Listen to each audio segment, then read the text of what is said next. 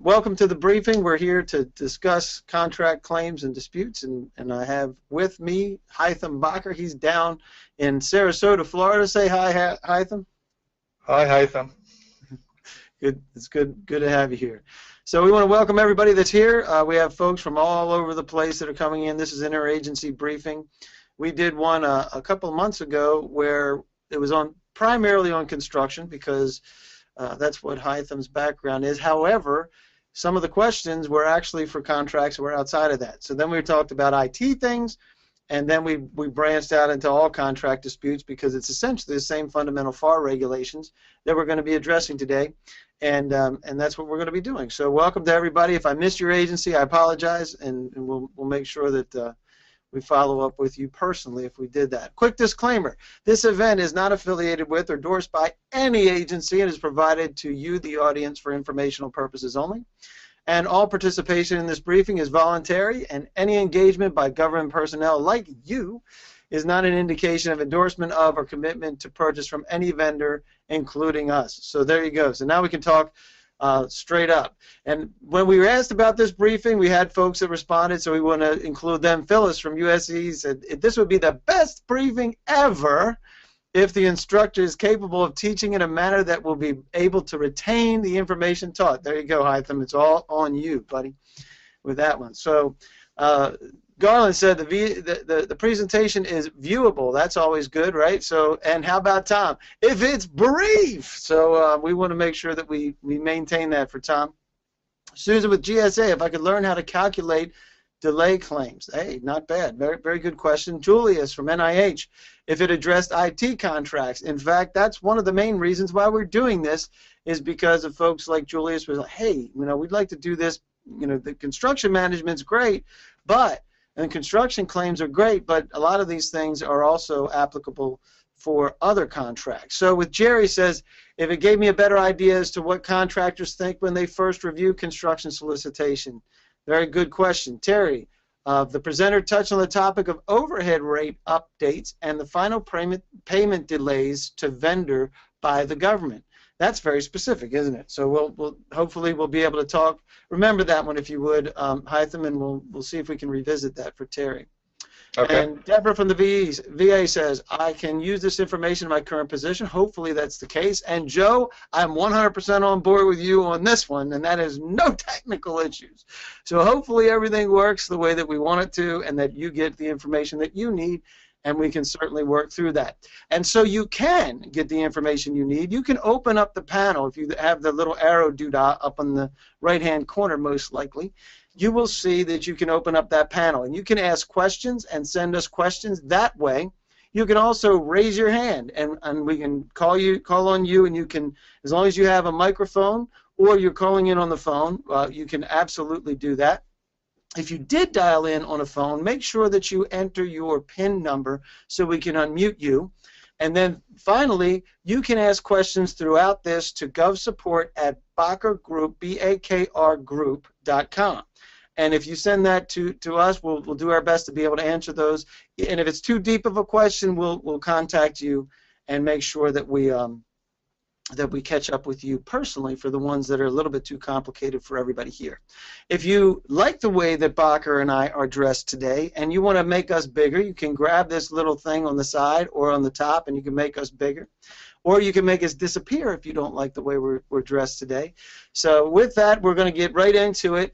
And today we'll give you a little dose about who Bakr is, especially Hytham Bakr, who has extensive experience in contract management and claims and disputes. We'll talk about the FAR language. We'll talk a little bit about construction claims and other claims, the delay analysis, and why it's so important to be able to resolve these disputes quickly so that they don't impact and delay your projects. We'll talk about critical path method, CPM. We'll talk about the risks and risk mitigation and avoiding the gotchas, and some procurement options for some of the additional services if you need them. So you can rely on us for that. So real quick, I'm going to do a poll, and the poll is: I usually work with these types of contracts. It could be construction projects, they could be IT projects, special projects, some of you actually do product purchases, or you see all kinds. Like nowadays, because it's coming up on September, right? And everybody's going berserk, as we know on the contracting side. So these are the types of contracts that you see. So with that, I'll give you a couple more seconds, and you can let us know, and we'll talk about these things, because it'll be interesting to see who's involved with specific projects. And with that, we'll give you another 5, 4, 3, 2, 1, and gone. All right, so everybody knows what we're up against here. Half the folks here, Hytham, are dealing with construction projects. 30% product purchases, and 20% they see all kinds of projects. So they're jacks of all trades, right? So with that, we'll do our best to be able to look into and help you out in each one of those. If we're missing the mark, please open that panel and let us know what you would like us to discuss. So with that, we'll get right back into this. But Hytham, tell us a little bit about Bakr Group and how you came to be, because 29 years of PM and CM experience, that's pretty hefty in this world, right? Yes, it is. And before that, actually, I have more than the 29 years. 29 years in the construction arena. My bachelor's degree is in architecture. My master's degree is in civil engineering, doing construction management. So as an architect for 4 years before that, I was in architecture design services. But my focus currently is on the construction management and the claims consulting and so forth. And I have done that for the last 29 years. 8 of those were the federal government, the U.S. Army Corps of Engineers. So the Army Corps of Engineers, you were doing. So this is a great perspective, because not only do you have perspective from outside in, you also have perspective from inside out, and you have the ability to be able to help folks on both sides to be able to bridge that gap. So that's a beautiful thing. Here's another thing: subject matter expert in claims, right? And expert witness. And you are a GSA schedule holder. When did you start that? 6 years ago. 6 years ago. Awesome. So that's one of the things.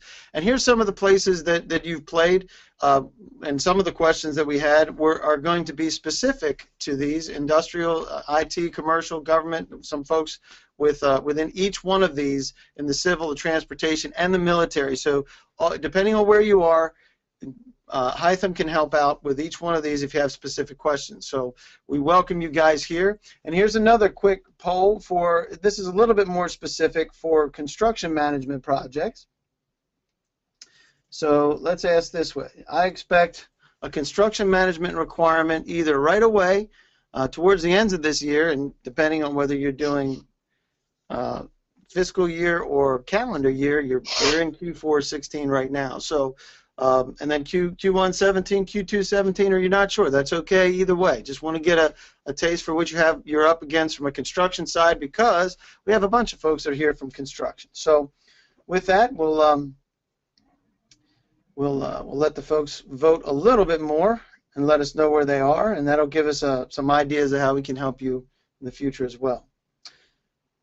And 5, 4, 3, 2, 1, and boom. And so everybody knows that we're all in this together. You have all across the board. You have some that are right away, Q4 and Q2. So they're not sure. Some of the other folks are not sure. So there you go. If you have any other questions about that, we'll direct those a little bit later.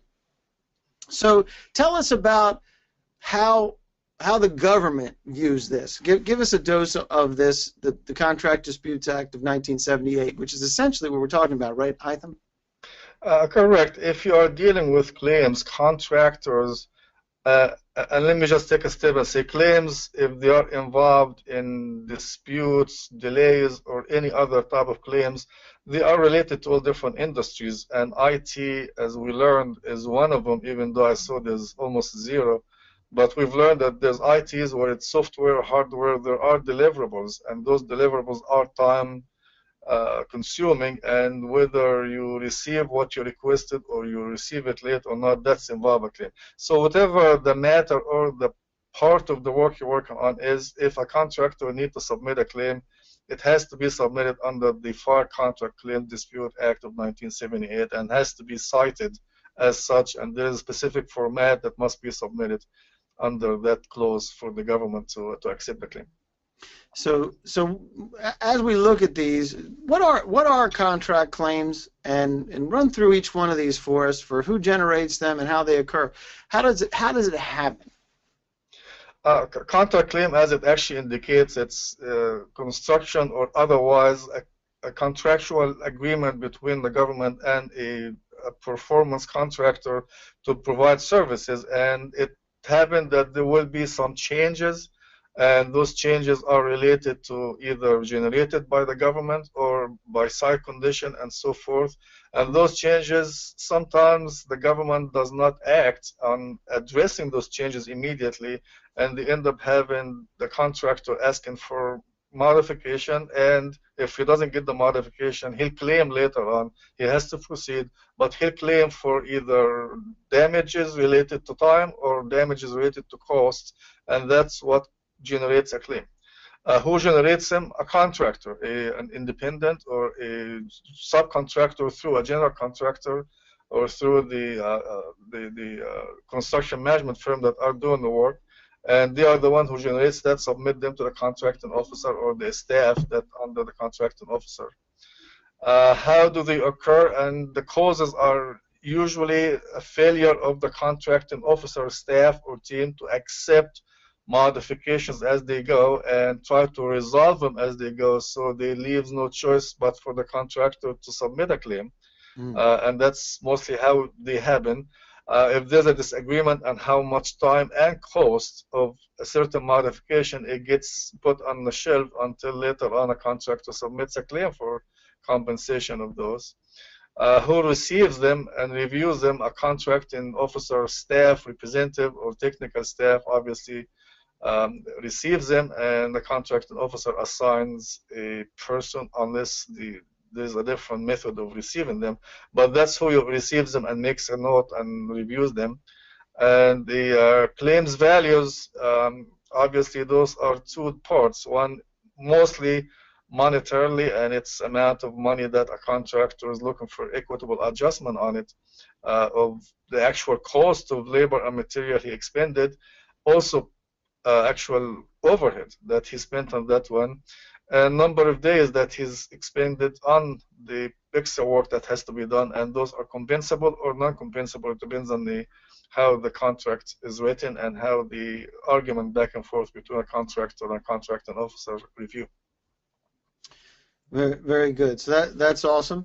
So as far as the folks that are here, what are your biggest issues with contract claims? Is it delays? And these are some of the things that Hytham just talked about. Delays, the costs associated with it, verifying the validity of those claims, or agency exposure, because we've seen this across the board in within different agencies, right, where it's all of the above, right? It could certainly be all of the above, but if you take a look at your biggest issue, what is it that's happening for you today? And my expectation is most folks are here today because they have a particular issue, right? So let us know what that is, and give you another couple of seconds here.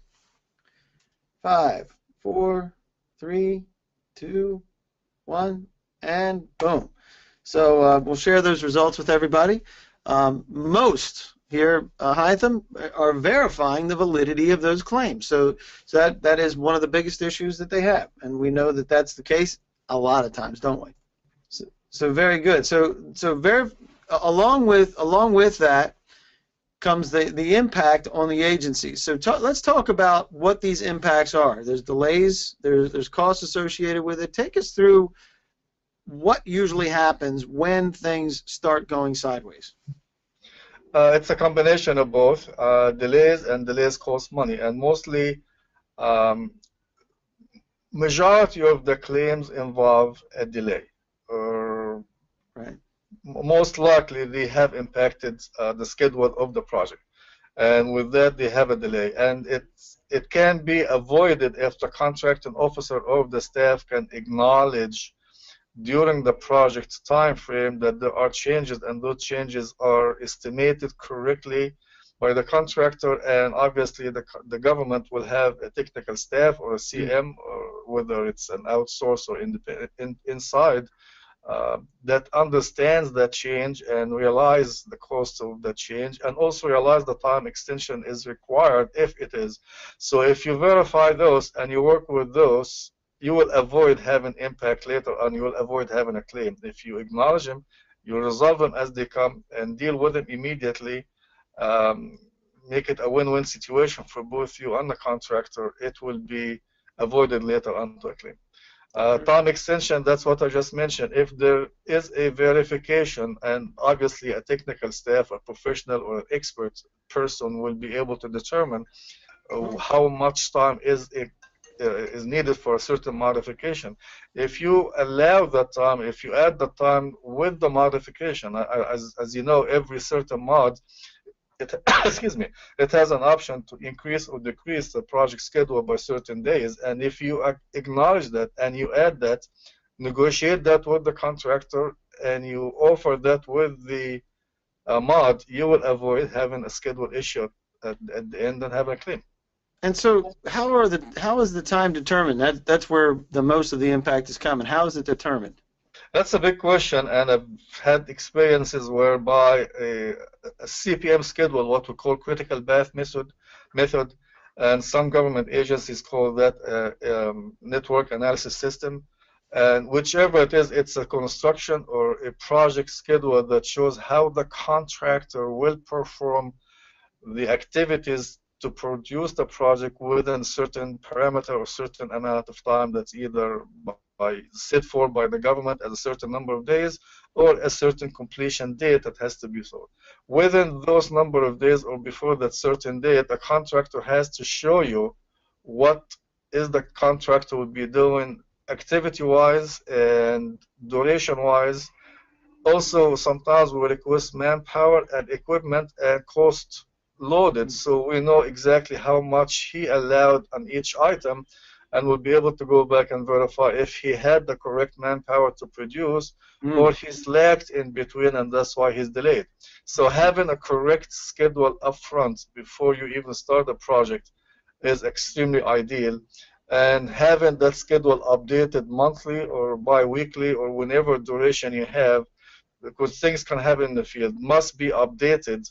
And this way you'll be able to go back and verify and compare the initial schedule and these different updates as you go and determine who has what and what transpired. And that gets us to some of the methods used, either with your softwares that you mentioned and your processes, right? Correct. Most of the schedules now are done by using different softwares. Obviously, they're known out there in the industry. Microsoft has one of them, and Primavera is the most common one because it has more detailed method of working with it. So, and with that, with the delay analysis, you're also getting back to the cost, the impact on the agency's bottom line, right, and their budgetary requirements, correct? Correct. Anything you want to add on the costs, or are we pretty much good to go?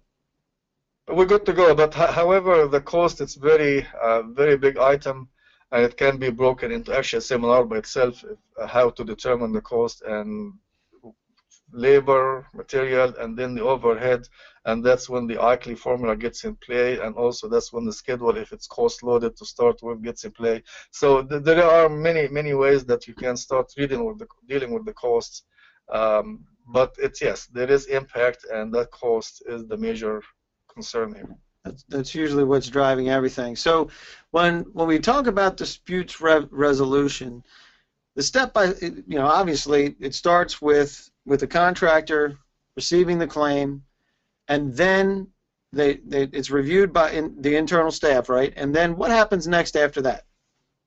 The contracting officer, staff, or the contract officer has an obligation to issue a determination to the contractor whether need additional time, whether it's still in review, whether deny the claim or approve the claim. Or sometimes we request an audit of the contractor's overhead in order to determine how he arrived at the cost of his impact and so forth. So there is a determination that must be done by the contracting officer to approve, disapprove, deny. A letter has to be sent out to the contractor after the review. You can ask for more information. You can ask for more material, but you have to issue a decision. Mm-hmm. And then there's an appeals process. How does that work?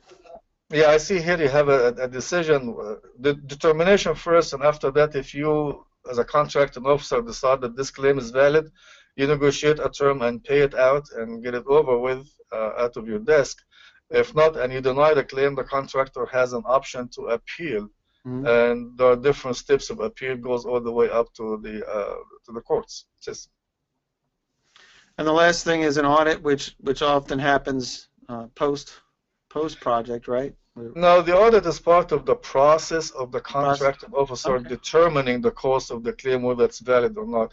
It doesn't have to be done. Most time, when I was a claims manager with the Corps of Engineers, we had the ability and we were trained to review cost on our own and determine the contractor's overhead.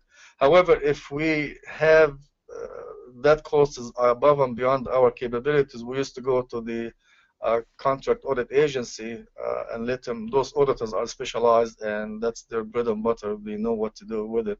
And we go beyond that and have them review the contractors' markup and overheads and so forth. So yeah, that's a process during the review of the claim before you determine as a contracting officer your final decision.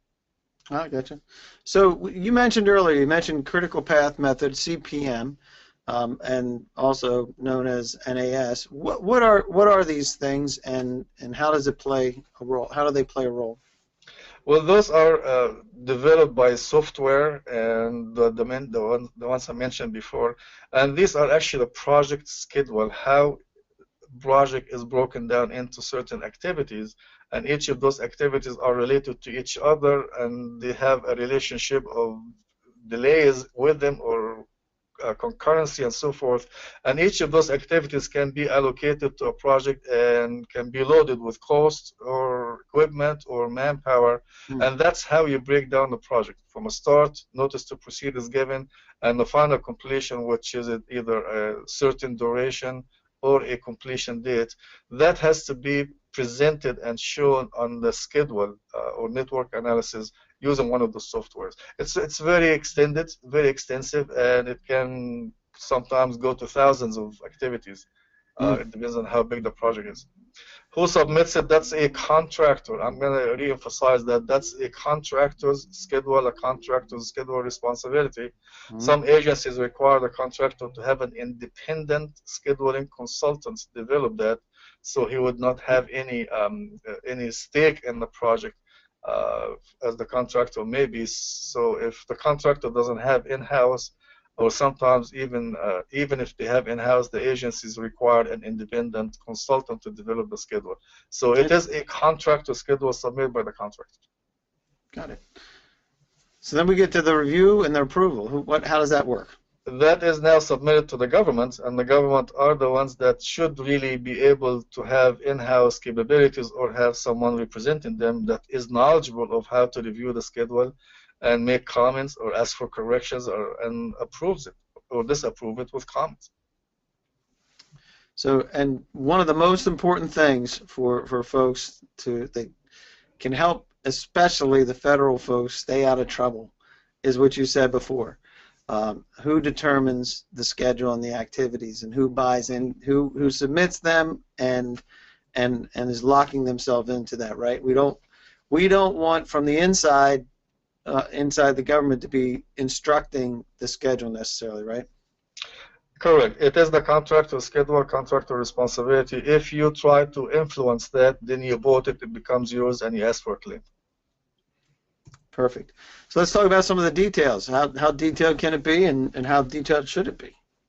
As detailed as you can request for it, it will help you later on to be able to determine what transpired.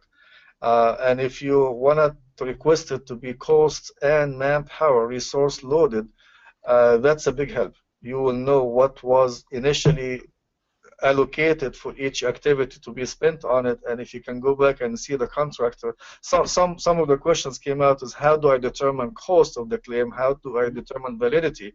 This is a huge method of learning and dealing with this one. If the schedule is uploaded upfront with cost and manpower, and even for that equipment. You'll be able to go back and see if that manpower for this activity was there, if the crew of 3 or 4 or 5 was there, or only 1 or 2 person were there.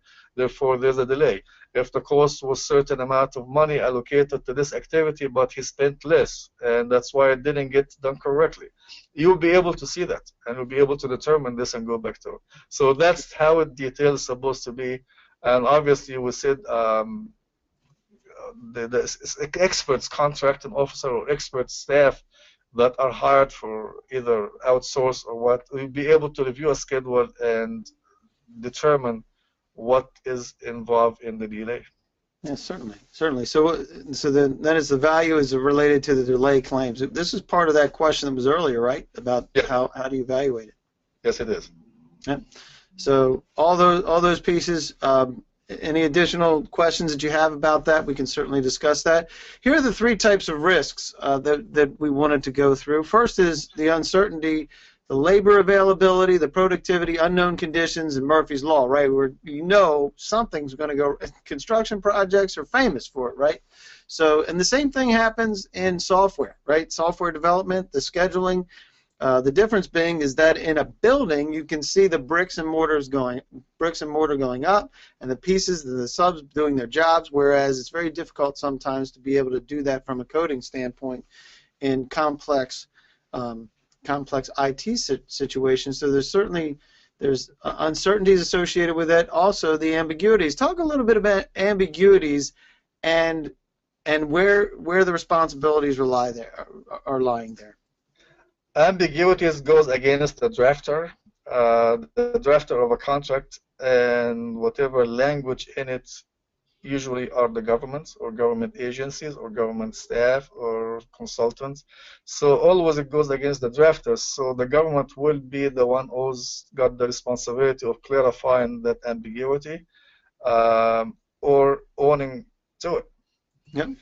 And then how about the risk event probability? This is awesome when you start thinking about how it goes to prioritization, right, of what is really important and the impact on the organization. It does, and you try to, as a seasoned contracting officer or contract technical staff, they try to avoid that and foresee what can happen and work with it. I advise always, if you see a modification, review it, analyze it, be fair to the government as well as the contractor, and resolve it immediately so it doesn't turn into a claim. Yep, and we've seen it happen across the board, haven't we? You've seen it in technical projects, some of them very high exposure, right, with whether it's healthcare.gov or some of the situations that we've seen with construction projects, either with PBS or the VA, either one. And that's where being able to manage these and keep that schedule moving, because we know that creates all kind of problems for us. So with that, I'm going to ask you guys, we're going to ask some other questions, specific questions. So let us know what you need help with. If you have a specific claim question, understanding more about claim resolution, contracting for claim resolution help, if you're looking for somebody to help you internally there, an upcoming construction management contract, or something else. If you have something else that you'd really like us to talk with you about, we'll do that, and we'll get right specifically to some of those questions that we have. I know we have a few here, and I'm going to that I'll ask in just 1 minute. So we'll give you a couple more seconds to be able to let us know about those, and then I'll go ahead and ask some questions, because we have a few here, Hytham, so we'll do that. So with that, I'm going to give you another 5, 4, 3, 2, 1, and I'm going to close that off there, and we don't need to share the results. We'll just go right into the questions. We have a bunch of them here, and with that, I want you to let us know real quick. If you can email us, but here's a couple of these here that I want to ask. So Alana, she asked the question: What should the government treat issuing new delivery orders while evaluating an REA with the same contractor, with the knowledge that a claim is imminent and there are are there any ways to protect the government while meeting obligation spend plans? Great question, Elena. And that's pretty complex, right? Right, Hytham? So we might have to dive into that one separately, but go ahead and give it a high-level stab. How about that? Well, you just did answer. It's a very complex question, and it needs more digestive, meaning I want to dissect it even more. But it depends on the contract, it depends on the agency, it depends on the requirement, and how many issues are within that big issue that you have. And if you know that there is a claim coming regardless, I will try to, as much as possible, minimize it. Meaning that if you see issues within that claim that you can resolve and avoid those issues from becoming a claim, then resolve them. As I mentioned before, be fair. If you know the time is due, give the time. If you know the cost is due, give the cost, and get that part of the claim out of the claim and deal with it that way. All right, absolutely. That's good advice. All right, so we have a couple of housekeeping questions, and those are: Will the presentation be made available? Yes, it will. We'll have the presentation as well as the video to go along with this on YouTube. Will there be more briefings? I would like my team to be involved. Absolutely, we do briefings on a regular basis, which is helpful to everybody. So we'll continue to do the briefings, and we'll continue to let you know about those, especially if you let us know about what you would like the topic to be. If it's in working with those. Any other questions? Any other specific? We had a couple of specific questions, a couple of general questions. Anything else that's coming in? And let's take a look, make sure that I am seeing everything. Valerie, do you have a question, Valerie? I got. Hang on one second. Let me see. Let me find Valerie, because she had a question. Valerie, you there? Yeah. Valerie? I don't know if. Can you hear us, Valerie? I'm not sure if that was one particular. Oh, I can hear you. I'm sorry. Okay. Did you have a particular question for Hytham, or is you just letting us know that you're here? I was just I saw the training was coming up, and we had one of the contract specialists did have a claim or dispute on a contract that was based in 4 options, and we decided not to exercise the option.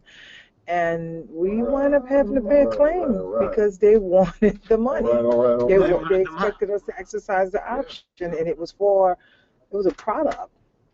When I saw they had to do the training was coming up, I said, well, let me get a little more information so I'll have more knowledge on really disputes and claims, and just to see what y'all were talking about. Awesome. Well, if you have any particular, obviously product type. There's all kinds of claims, right, Hytham? So this Valerie had one that was product based, and you wouldn't necessarily think that would be the case, but apparently there's a problem with them expecting to have the extension. Is that what the issue was, Valerie? Yes, and they were lousy. The contracting officer representative was not satisfied with the services that they provided, and the government had decided not to extend the option. But what happened is the contracting officer that the vendor was very smart. The contracting officer that awarded this contract, the vendor sent another contract to the government. And the guy signed their contract with their terms and conditions in it. What? So those terms and conditions kind of like binded the government. It was a mess. But we wind up actually having to pay them because of that. Wow. So, I mean, it was a lesson learned in the office not to sign anything outside of our actual government contract that a vendor would send us. I'll bet you did have a lesson learned on that one. Yes. So, again, I believe that's the only reason why we paid. Other than that, we really weren't entertaining what they were saying. We decided not to extend the option. That's cut and dry for the government. Then he provided this signed document. that no one really had knowledge of because the contract specialist or the contracting officer is no longer here. Yep. He And provided we that. It was like, oh, okay. So we, our CEO, our current CEO and the contract specialist had to get with legal and everything and go in negotiations, and yeah, they wind up getting paid. So I just wanted to become more You should have called us knowledgeable. before you did that. What happened? Hytham's just throwing it out there that you should have called before you did that. But we've seen this too, right, Hytham? We met with some folks that have where the contracts actually ended, and there's questions about it. We don't want to go into too much detail on that one, but when you have internal documents either that are that can set a precedent. Well, a contract certainly sets a precedent if you're agreeing for it, but those overlapping pieces, I think, are very interesting there. So that's thanks for that, Valerie. Anybody else have do you have anything else that you want to ask? No, I'm just listening in. Awesome. Well, thanks for joining us, and I'm going to mute you back up. Let's see. We have one from Craig here. He says, in your experience, how often do you end up using the ADR process? It's a great question, and actually it is recommended. Even in different courts, they prefer that you go back to this ultimate dispute resolution and have a negotiation before it gets into that. So yeah, it's very practical, and we use it. Yeah.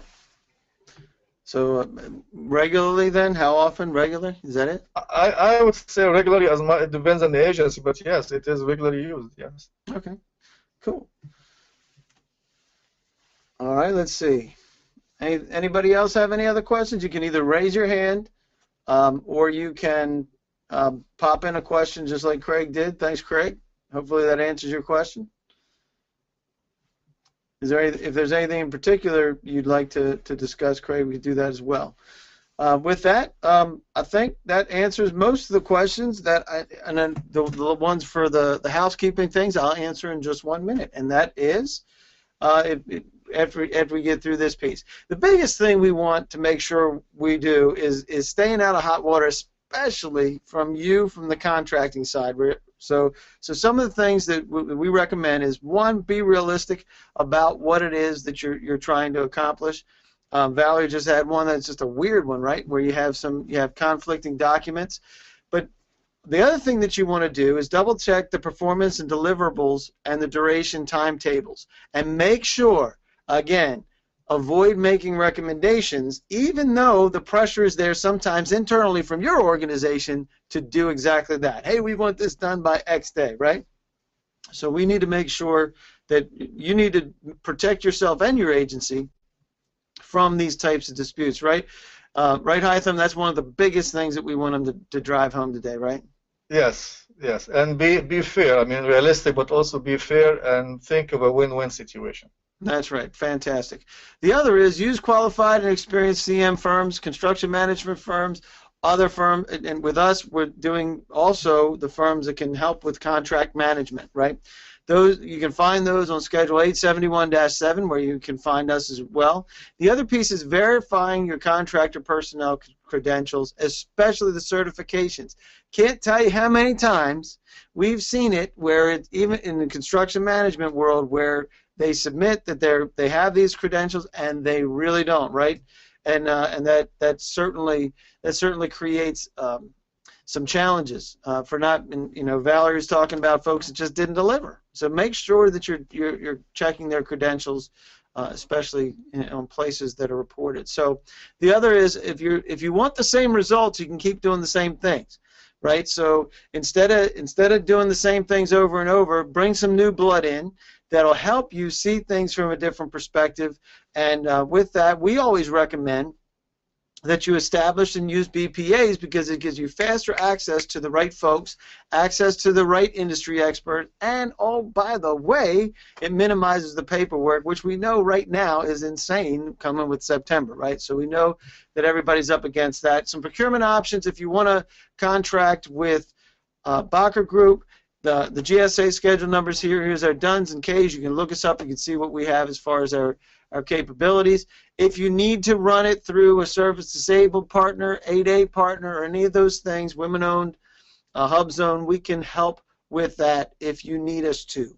We can help get you through the contract vehicle that you like to use. So with that, we'll do that. As far as follow-up, you will get a copy of the presentation. This will come in forms of links via email. The Q&A, we have some other questions that we'll get to that are specific. Supporting documentations, because there's with all the FAR regulations from 1978 that we mentioned, we'll give you access to those. Some of the capabilities from Bakr Group, as well as procurement options that we talked about, and additional documentation. Because what happens with these briefings is we pull all this stuff together that you guys give us, and we say, hey, this is what we think we're doing, and we'll have some offline conversations, especially with the complex questions, and we'll try to include some oversight from those complex questions. Jiminy Christmas, if I could just talk. And with that, we want to say thanks for joining us. We know that it's getting nuts out in there, especially in the procurement realm as we near year end. So we appreciate you all being here and spending the time. And we'll get to your particular questions and specific needs. We have the information, and we'll have somebody reaching out to you very shortly to schedule a time to discuss those. Haitham, any last parting comments before we let everybody go today? No, I just want to thank everyone for joining, and if you have any further questions or concerns, please contact us. Call us, send me an email, call me directly, I'll be glad to answer. Send me an email directly, I'll be glad to address it as well.